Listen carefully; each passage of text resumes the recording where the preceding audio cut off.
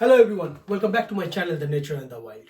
So today I'm going to discuss with you my 2 years journey with this spectacular combination Canon Eos R7 and RF 500mm lens.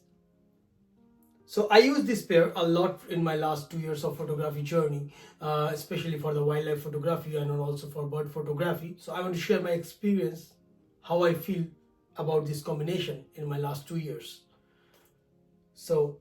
And what makes this pair a very sustainable choice for the photographers.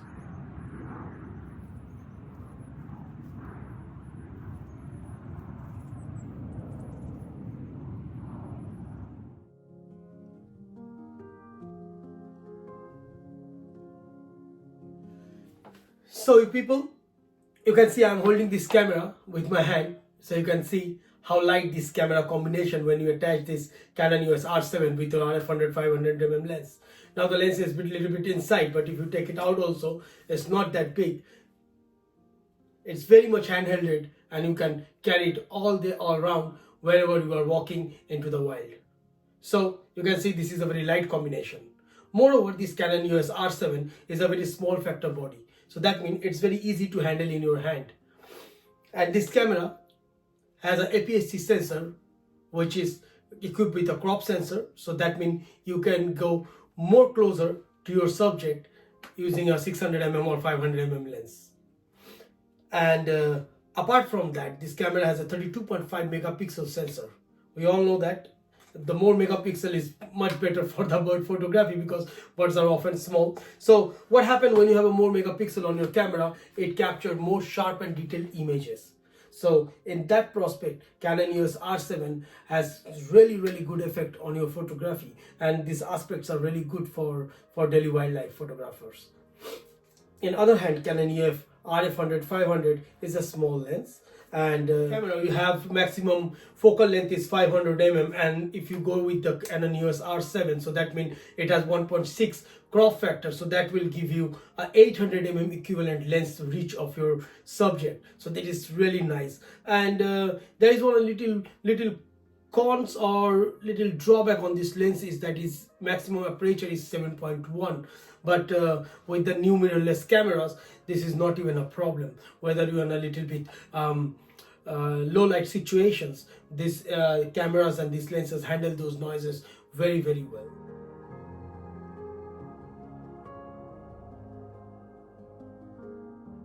Moreover, this camera, what is I like more during my wildlife photography is that this camera has an in-body image stabilization, and also this lens has an in-body stabilization. So these two work together to make the image more stabilized when you are handheld it and you are taking your pictures. You are moving, you are panning, because you can use different kind of stabilization mode on the lens. Read more about it on the Canon website, and you know what are these modes like 1, 2 and 3 will help you. In short, if you are handheld moving more, you can put it on the number 2, which help you do the panning and take a pan shot like your subject is moving too fast, or check my other videos. I have already explained this lens very well out there.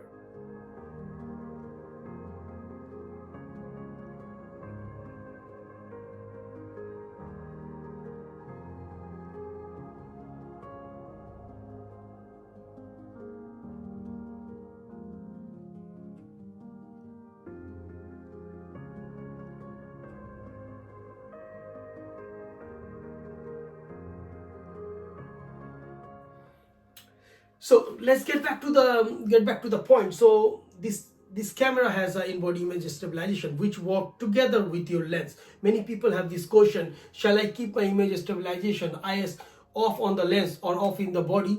But I always suggest please don't do that, because today's the cameras are more technical and more digital, and all the options there works together in compare with the lenses like the IS. So IS in your body of the camera and IS inside your lens, they works together to keep it stabilized when you are in a very bumpy or moving conditions or you're handheld photographing. And you can easily see those differences if you take nice videos or pictures, mostly on the videos, so you can see how stabilized those moving objects. You can check some of the videos I put in this segment, and you can easily judge yourself.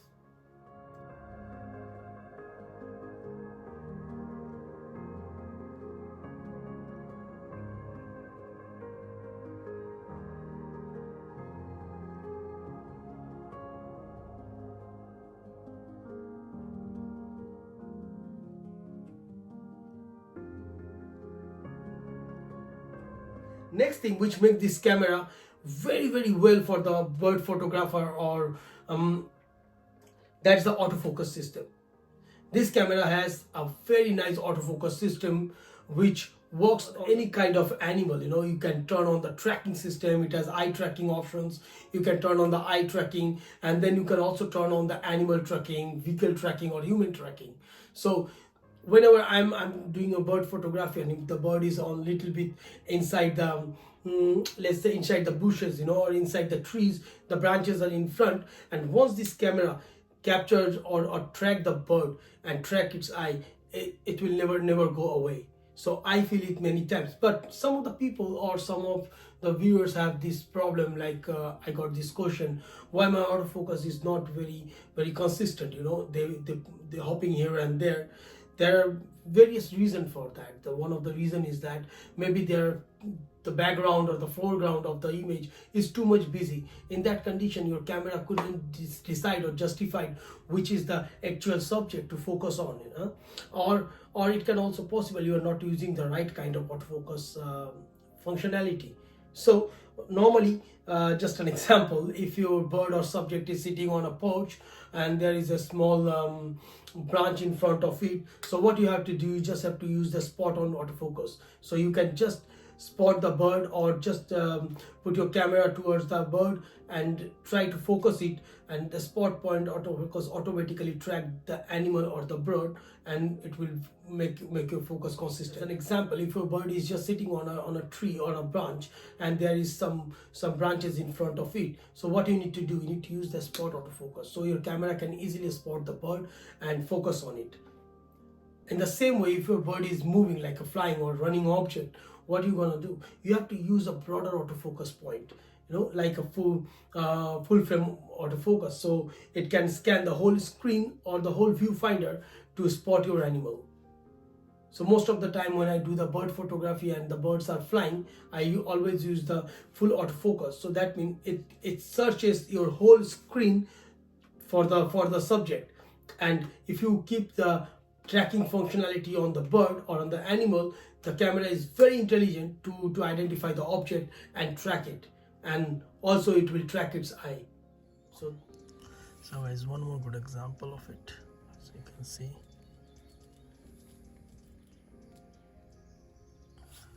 how quickly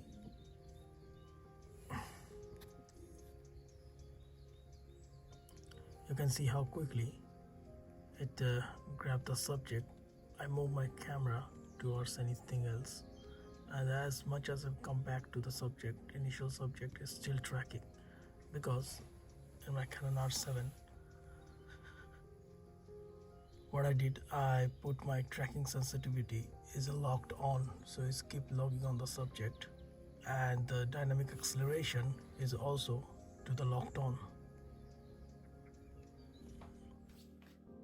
So guys, another very important point of this camera, I really love it myself. Whenever I like to make a lot of videos, because I post them on the Instagram, on the Facebook, also on my TikTok page. I like those small videos to make the reels, So what I do, this camera has a marvelous 4K 60 frame and 120p video recording. So by default, for my choice, I put it on a slow motion, because I find it really nice when I do the real-time video capturing in a slow motion, and when I put it on the reels, and they look very smooth and very nice. So if you have to change your 4K fine mode or video mode, you just need to move your camera button to the video, and in the menu option you can easily change the 4K fine mode and put the frame rate to the 120p to get the slow motion effect.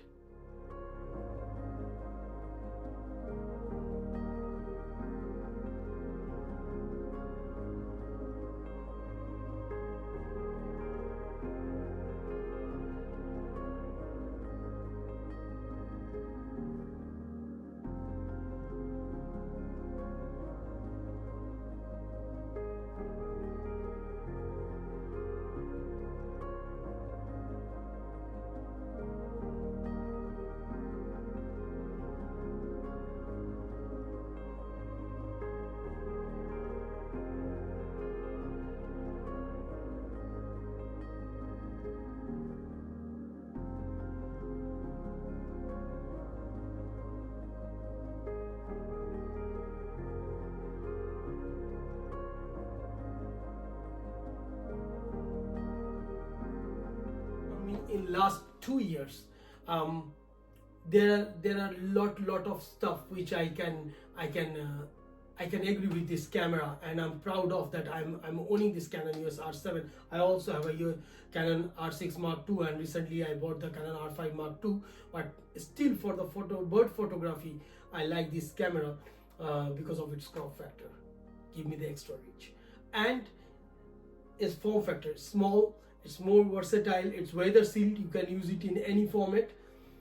And together with these lenses, this is very light. That is what I like about it to go out. But in technicality, I do not find a lot of things to complain about, apart from sometimes the buffer. You know, the main problem is the buffer size of this camera. When I try to shoot on a high frame rate, I ended up with the buffer. And the same way, this camera has another very high-end feature which you can only find into the expensive cameras, which is like pre-capturing, you know. So you can turn on the pre-capturing, but due to the small buffer size, you ended up with the very low photos. Point about this camera, they could have made this buffer size a little bit more bigger. Yeah. Apart from that, autofocus can be much more better what it is right now, but with this price range you have really high-end camera features with this, so I really can't complain about it. But if I compare with other high-end cameras, R6 Mark II or R5 Mark II, their autofocus is way better than this Canon Eos R7. But with this price range, you are really happy. Another part is that this camera, many people have this question, you know. I also own Sigma 150 and 600 lens. I use this Canon Eos R7 in compare with the Sigma lens, and that works perfectly fine. Sometimes I lag little bit of light, or this autofocus is a little bit slow, but that mostly due to the lighting conditions. You know, I live in Netherlands, and the lighting conditions are not very optimal. But it works perfectly fine with that kind of combinations. You don't need to buy all the expensive L lenses, but if you have, it's a bonus, because the moment I purchased this RF 500, that cost me somewhere around 3,800 euros when it launched into the market. And since the day I never used my Sigma 150 and 600 I still have it. But all the RF cameras, all the R system cameras, basically with the RF lenses, they works very fast, very speed, autofocus, the camera performance, everything increased significantly. So guys, in these 2 years, I had a lot of fun with this camera and this lens, and I look for many more years. So far, so now, and I don't think I'm letting go this combination. So you have your reviews. Go ahead. If you don't have this, please purchase it. It is a must-have combination.